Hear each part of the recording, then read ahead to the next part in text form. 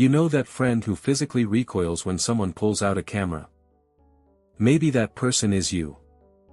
While everyone else is smiling for the group photo, there's always someone who suddenly needs to use the bathroom, or hides behind someone taller, or makes that awkward joke about breaking the lens. We laugh it off as shyness, but psychologists have discovered something far more complex happening in those moments. And it has nothing to do with vanity or insecurity the way most people think. What's actually going on inside the brain when someone sees a camera pointed at them reveals something profound about how we construct our identity and why some of us feel like we're being violated when our image is captured.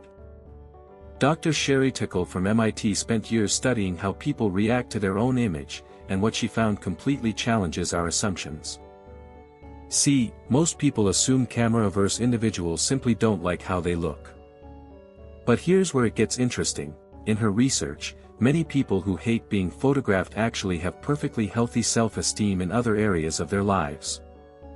They're confident at work, comfortable in conversations, secure in their relationships. But the moment a camera appears, something fundamental shifts. The real trigger isn't about the photograph itself. It's about control. Neuroscientist Paul Zak discovered that our brains process photographs of ourselves differently than mirrors. When you look in a mirror, you're actively participating in creating that image. You adjust your expression, your angle, your energy in real time. But a photograph freezes a single microsecond that you didn't choose, that you can't control, that might not represent the version of yourself you feel inside. And for some people, that loss of control feels like a tiny invasion every single time. But there's another layer that makes this even more fascinating. Researchers at the University of California studied something they called the gap phenomenon. They found that we all carry around a mental image of ourselves that's essentially outdated by about 5 to 10 years. Your brain genuinely believes you still look the way you did in your early 20s, or however you looked during a particularly confident period of your life. This isn't narcissism, it's actually a protective mechanism. Your brain doesn't want to constantly update your self-image because that would require acknowledging aging, change, and time passing in a way that could be psychologically destabilizing.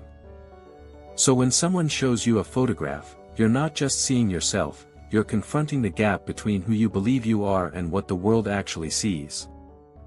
And for camera-averse people, that gap feels wider and more uncomfortable than it does for others. Here's what changes everything about understanding this. Clinical psychologist Dr. Andrea Bonnier explains that people who hate being photographed often have something called high internal focus. These are individuals who experience themselves primarily through internal sensations, thoughts, and feelings rather than external validation. They know themselves through how they feel moving through the world, not through how they appear in it. When you force that person into a photograph, you're essentially asking them to translate their entire internal experience into a two-dimensional external image. And that translation feels impossible, even offensive. It's like asking a musician to describe a symphony using only 3 words. The richness of their internal self-experience simply cannot be captured in a frozen image, and they know it. So every photograph feels like a lie, a reduction, a fundamental misrepresentation of who they actually are. That's not insecurity. That's actually a sophisticated form of self-awareness that most people never stop to examine.